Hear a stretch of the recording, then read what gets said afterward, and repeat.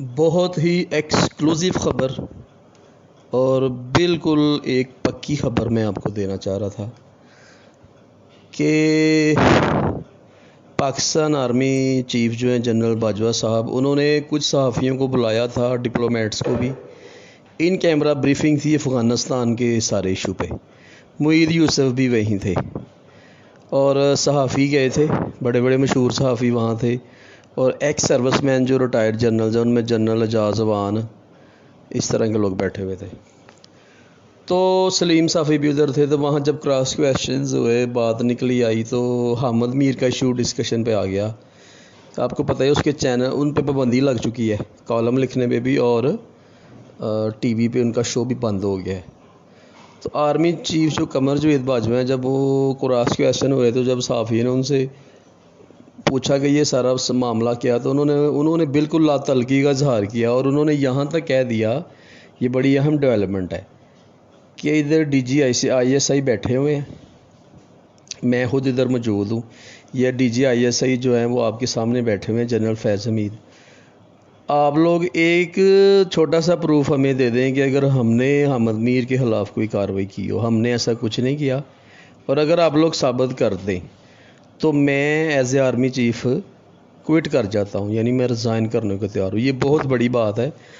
पाकिस्तान की तकरीबन 10 लाख फ़ौज के सरबराह और जो इस वक्त स्ट्रेटजिक जो हालात बने हुए हैं, इसमें ये बात करना एक बहुत बड़ी डेवलपमेंट है। तो इस बात पे जो जनरल अवान जो हैं, एजाज़ अवान, वो बहुत जज्बाती हो गए। उन्होंने फिर उठ के उधर काफ़ी बातें की। उन्होंने कहा, जी आप ये कह रहे हैं कि आपने कार्रवाई नहीं की, आपने कार्रवाई क्यों नहीं की इस बंदे के ख़िलाफ़। यानी उसने हामिद मीर पे काफ़ी उसने गुस्सा दिखाया और उसने कहा कि उसने टीवी पे आके ओपनली इस तरह की बातें की हैं जिसमें आर्मी की बेइज्जती हुई। हम जो रिटायर्ड हैं, हम ऑफिसर्स हैं, हमारे बारे में नाज़ेबा अल्फाज उसने हामिद मीर ने बोले हैं। तो अभी तक उसके ख़िलाफ़ कार्रवाई क्यों नहीं हुई? और आप कह रहे हो कि आपने नहीं की, तो आपने क्यों नहीं किया? आपने हम लोगों को डिफेंड क्यों नहीं किया? आर्मी को डिफेंड क्यों नहीं किया?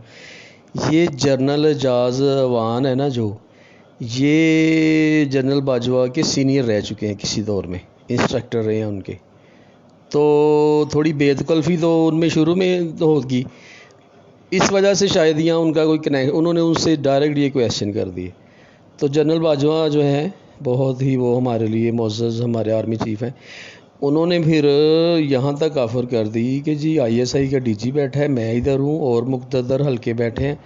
आप लोग साबित कर दें कि अगर हमने कभी प्रेशराइज़ किया हो मीडिया को या हमने कोई प्रेशर डाला हो जंग न्यूज़ पे कि हामिद मीर को निकालें या इसका कॉलम बंद करें या इसका, हमने ऐसा कुछ नहीं किया।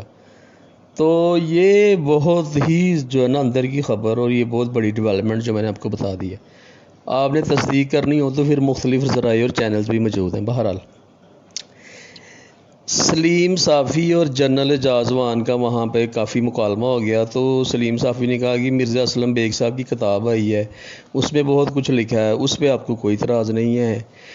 उसके अलावा जनरल मुशर्रफ की किताबें आई थी, उसमें उन्होंने बहुत कुछ एतराफ़ किया, उस पर आपको कोई इतराज़ नहीं है। आपको गुस्सा सिविलियन पे ही आता है या सहाफ़ियों पे ही आपका जज्बात आपके हुब्बुल वतनी के आते हैं? मतलब कि इस तरह की उधर क्रॉस क्वेश्चन और बातें हुई हैं। तो ये नाज़रीन बहुत ही एक अजीबोगरीब सिचुएशन है कि जहाँ मुल्क का ताकतवर आर्मी चीफ़, वो फ़ौज जिसको पूरी दुनिया सलाम कर रही है, वो सहाफ़ियों के आगे ये जवाब दे रहे हैं कि जी मैं इस्तीफ़ा देने को तैयार हूँ अगर हमने कोई प्रेशराइज़ किया हो कभी मीडिया को। तो ये बहुत बड़ी बात है कि आर्मी चीफ़ अपने इस्तीफ़े की बात कर रहे हैं। तो मेरे ख़्याल में पूरी पाकिस्तानी कौम को आर्मी चीफ़ का साथ देना चाहिए और उन्हें मजबूत करना चाहिए। मेरे चैनल को प्लीज़ सब्सक्राइब कर देना।